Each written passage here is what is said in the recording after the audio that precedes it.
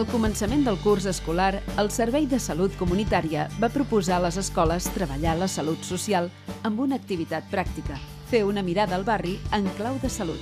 Els nens i nenes d'algunes escoles de Terrassa van aprendre a observar el seu barri per detectar els punts forts i els punts febles respecte a la salut i, posteriorment, elaborar unes propostes de millora.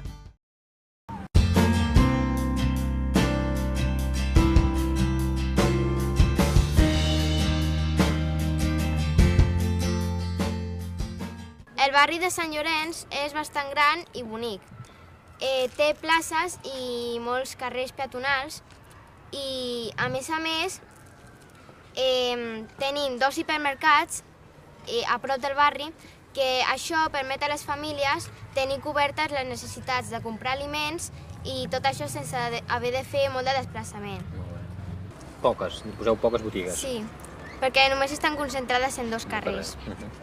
El barri de Sant Llorenç és un barri que té bastants espais públics i uns d'aquests espais públics són el Centre Cultural i el Casal d'Avis.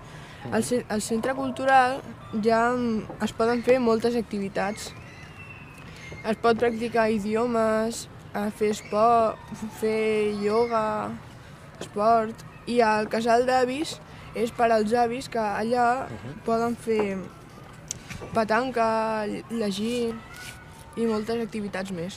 I també el nostre barri té un club de futbol i està bé.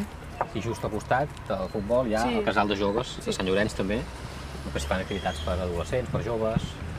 No hi aneu al casal? Bueno, poc.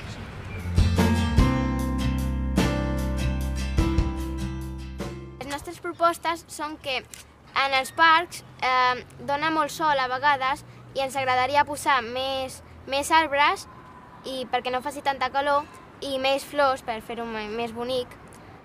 I també posar una zona per als nens petits, un sorral perquè juguin amb la sorra i tot això. Doncs ja mirarem algun espai que hi hagi per allà, alguna plaça, i podem fer tot això. A veure, algun dia també ens passejarem per allà i ens ho mirarem bé, que es puguin fer aquestes zones diferenciades, perquè puguin anar els nens petits, els nens de mitjana edat, puguin anar tothom, és el que es tracta.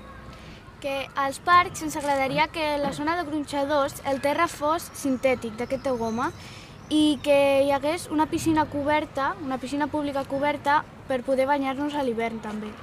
La piscina coberta és molt cara. No, bueno, a Sant Llorenç tenim la sort que hi ha una piscina. Sí.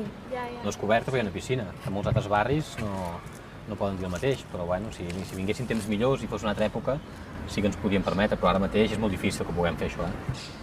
Li falta és que, encara que tenim una biblioteca al costat, molta gent es queda sense poder anar perquè moltes vegades s'omple. I també al CAP, al barri al costat, també al districte 6 hi ha un CAP, però als avis igual els hi costa una mica. De desplaçar-se? Sí. Perquè estan una mica lluny del barri. Sí. El que hem de fer amb la biblioteca és mirar si hi ha algun equipament al barri, com per exemple el casal de joves, que igual en determinades èpoques de l'any o en determinats moments del dia es pugui també habilitar com una biblioteca allà. Perquè a vegades també falten sales d'estudi, a vegades se'ns queixen els estudiants que no hi ha llocs per anar a estudiar. Doncs igual, en comptes d'una biblioteca, haurem de buscar un equipament que hi hagi al barri i habilitar-lo com una sala d'estudi o un espai perquè pugueu anar allà a llegir o consultar o fer treballs o el que sigui.